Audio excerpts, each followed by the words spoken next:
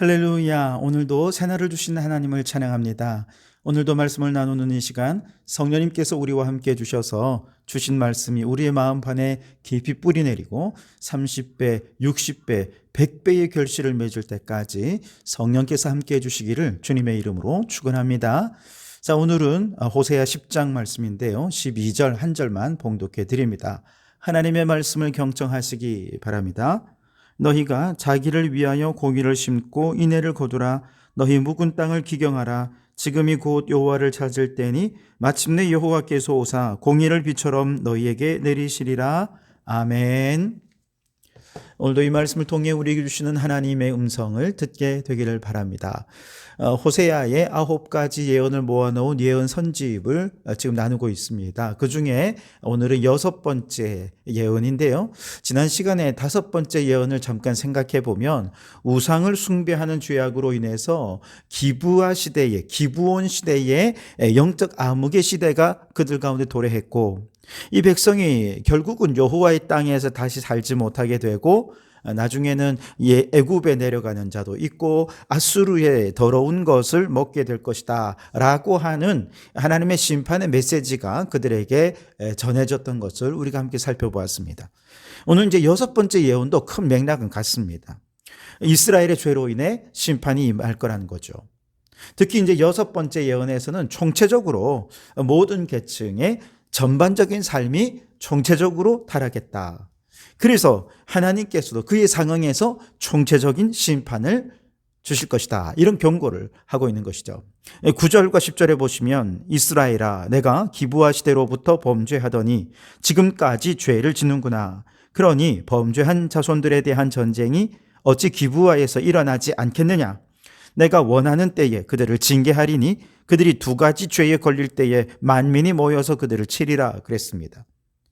이스라엘이 죄로 인해 전쟁이 일어날 것이고 하나님께서는 만민을 일으키셔서 이스라엘을 징계할 도구로 사용하실 것이다 라고 하는 예언인 것이죠. 여기까지는 이제 지금까지 나왔던 내용과 비슷해요. 비슷한 내용이 반복되는데 12절에는 반전이 있습니다.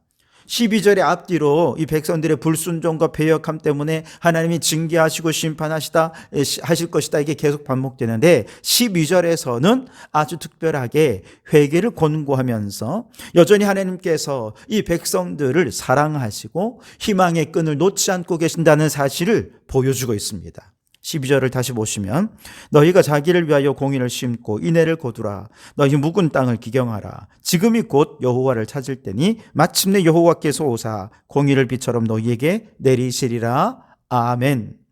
여기 보시면 심어라, 거두어라, 기경하라 동사들이 나오죠. 이러한 표현들은 모두가 다 농사와 관련된 표현들입니다. 왜냐하면 앞에서 이 백성들이 바알을 숭배하게 된 원인은 무엇입니까? 농작물이 너무 풍성하잖아요. 풍요를 이루었기 때문에 그렇습니다. 그래서 이렇게 풍요를 거두고 보니 하나님이 주신 것인데 오히려 바알 앞에서 제사를 드리면서 바알에게 감사하고 있더라는 것이죠. 왜 그럴까? 아무리 농사를 잘 짓고 풍성한 곡식을 거둔다 해도 마음의 농사, 영혼의 농사를 제대로 못 지으니까 잘못된 것을 심고 잘못된 것을 거두다 보니 하나님을 예배해야 할 마음이 바알을 숭배하는 것으로 타락해버리더라는 것이죠. 그래서 다시 영혼의 농사부터 새롭게 지어야 한다라는 것을 명령해 주시는 것이죠. 자, 여러분, 영혼의 농사는 어떻게 짓는 걸까요? 일반적으로 논이나 밭에서 농사하는 요령은 우리가 잘 알죠. 먼저 봄이 되면 겨우 내내 땅을 경작하지 않았기 때문에 땅이 얼마나 딱딱해졌겠습니까? 단단한 상태가 되어 있는 그 땅을 먼저 기경하는 일, 갈아엎는 일부터 농사는 시작이 되죠. 마찬가지입니다. 저 이스라엘 백성들이 우상 숭배와 여러 죄악으로 인해 또 자기 주장과 고집으로 인해 그 심령이 딱딱해져 있습니다. 단단해져 있습니다. 하나님의 말씀을 들을 생각도 하지 않죠. 순종하지 않습니다. 그래서 하나님께서 원하시는 것은 마음을 기경하는 것부터 영혼의 농사가 시작될 수 있을 거라는 것이죠. 마음이 딱딱해져 있다는 것은 자기 생각이 너무 크다 보니 하나님의 말씀, 하나님의 뜻에는 전혀 관심이 없어요. 자기 소견에 옳은 일을 행할 뿐입니다. 하나님이 보시기에 무엇이 옳고 무엇이 선한지에 대해서는 관심이 없어요. 자기 소견에 바알을 섬기는 것도 옳다라고 생각되면 그냥 열심히 바알에게 충성하는 거죠. 그래서 자기가 볼 때는 선하다라고 생각해서 했는데 하나님이 보실 때는 악 위에 악을 쌓는 일들이 너무 많더라는 것이죠. 결국 자신의 생각, 자신의 가치관, 자신의 고집으로 딱딱하게 굳어져서 누구의 생각도 심지어 하나님의 뜻과 하나님의 계획도 받아들일 생각이 없는 이 백성들의 마음을 기경하지 않고서는 선한 열매를 기대할 수가 없는 거죠. 그래서 굳은 마음을 기경해야 되는데 이게 어떻게 가능할까요? 바로 성령으로 가능하다는 것이죠.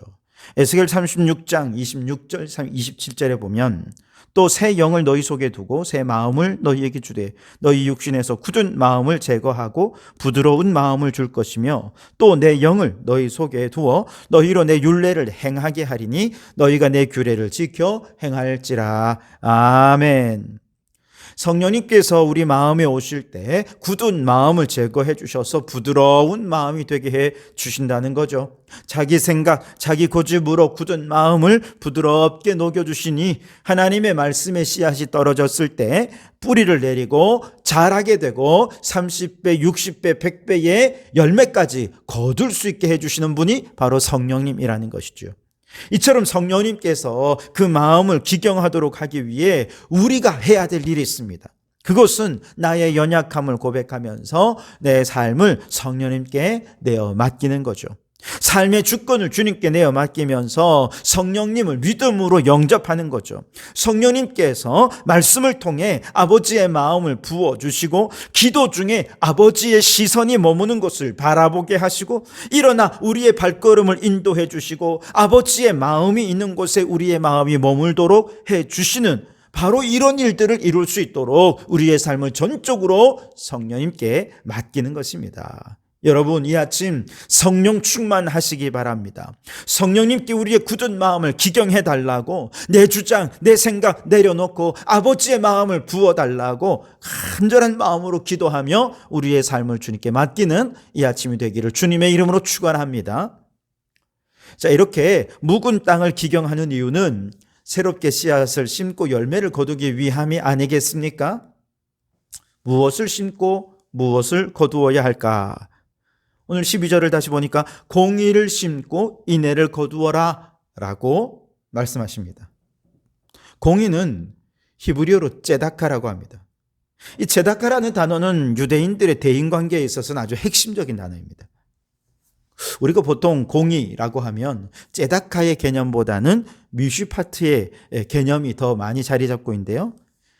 이 공의에는 미슈파트와 ጼ다카가 있습니다. 미슈파트는 인과 응보적인 공의를 뜻하는 것입니다. 즉 법이 올바로 적용이 되는 거죠. 모든 사람이 법 앞에 평등합니다. 잘못했으면 그에 응당한 벌을 받아야 하는 것이죠. 이것이 미슈파트입니다.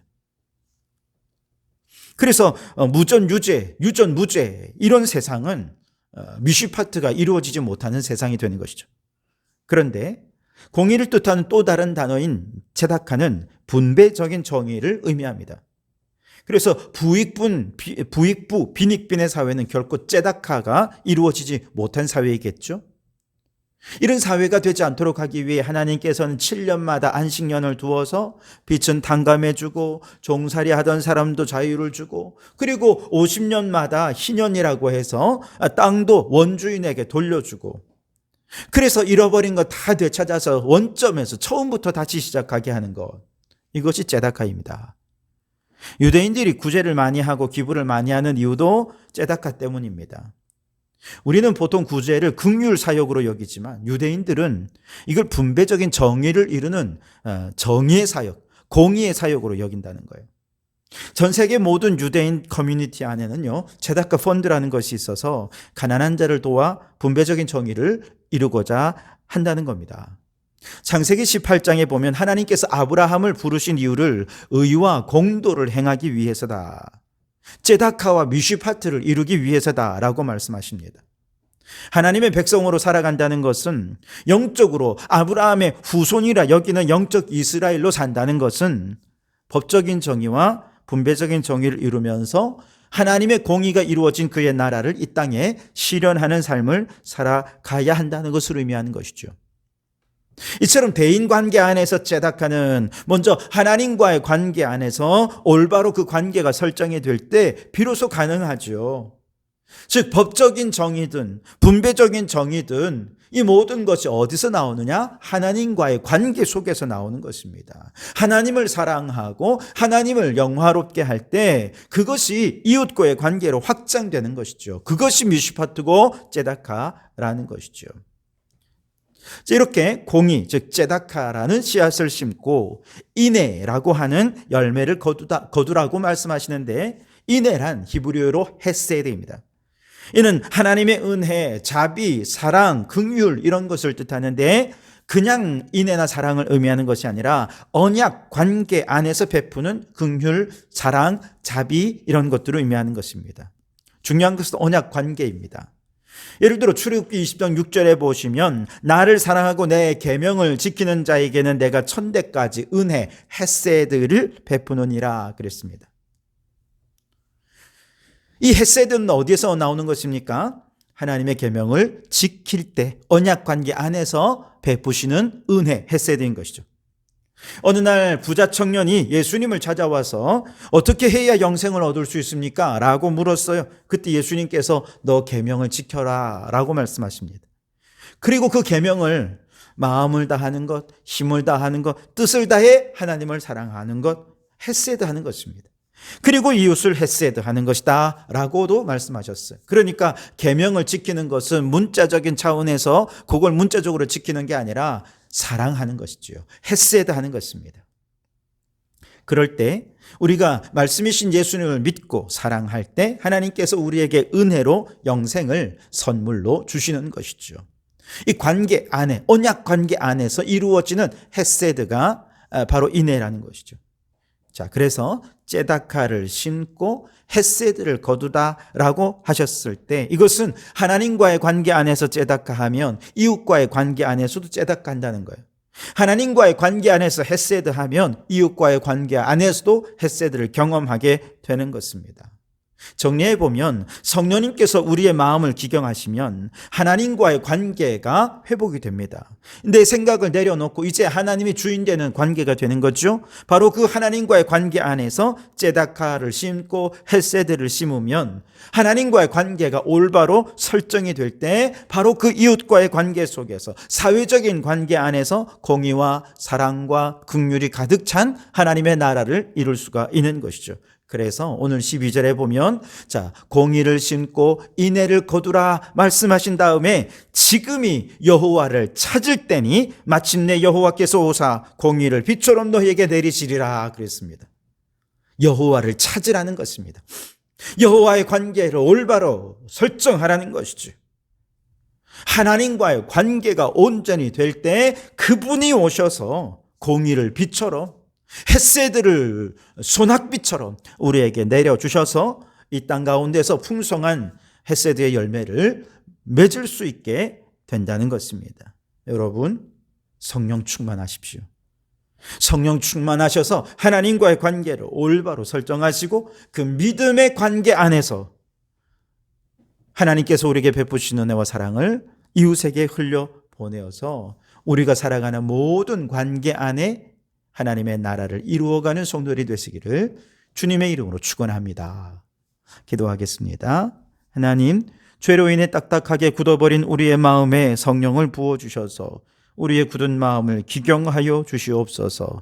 그리하여 하나님과의 관계 안에서 공의와 사랑을 심고 이웃과의 관계 안에 풍성한 열매를 거두게 하셔서 하나님의 나라를 이루게 해 주시옵소서.